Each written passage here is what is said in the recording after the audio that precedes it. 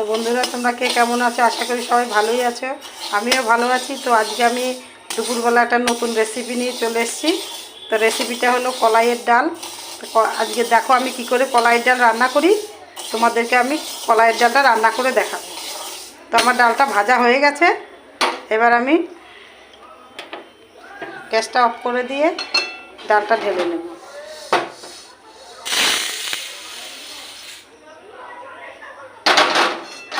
এবার আমি ডালটাকে ফ্রাই করে নেব। তো আমি কড়াইতে জল চাপিয়ে দিয়েছি, জলটা এখনও আমার গরম হয়নি। তো এই ঠান্ডা জলের মধ্যেই ডালটা দিতে হবে।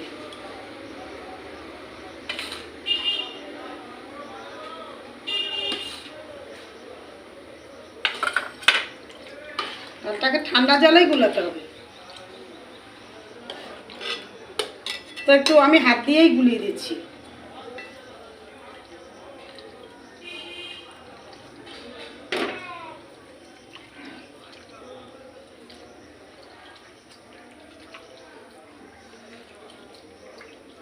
কলাইয়ের ডাল খেতে অনেক পরিশ্রম করতে হয়। কলাইয়ের ডাল ভাজতে হবে, খোসা ছাড়াতে হবে, তারপরে এগুলোকে গুঁড়ো করতে হবে।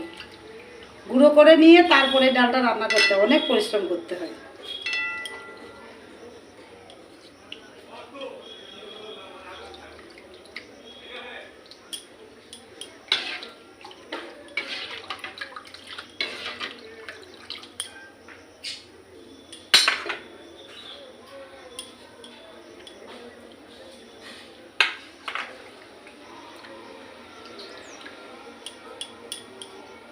এর সঙ্গে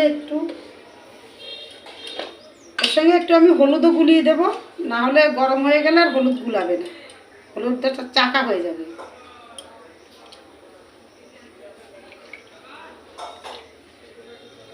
সুন্দর কালার চলে এসছে। এবার জল গরম হয়ে গেছে, এর মধ্যে একটু কাঁচা লঙ্কা দিয়ে দেবো। আমি আধ ভাঙা কাঁচা লঙ্কা, এই যে শুধু ফাটিয়ে নিয়েছি।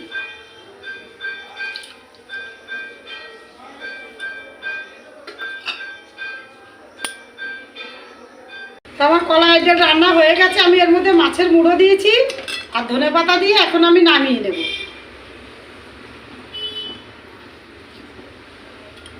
আমার রেডি কলাইয়ের ডাল দিয়ে আর মাছের মুড়ো দিয়ে।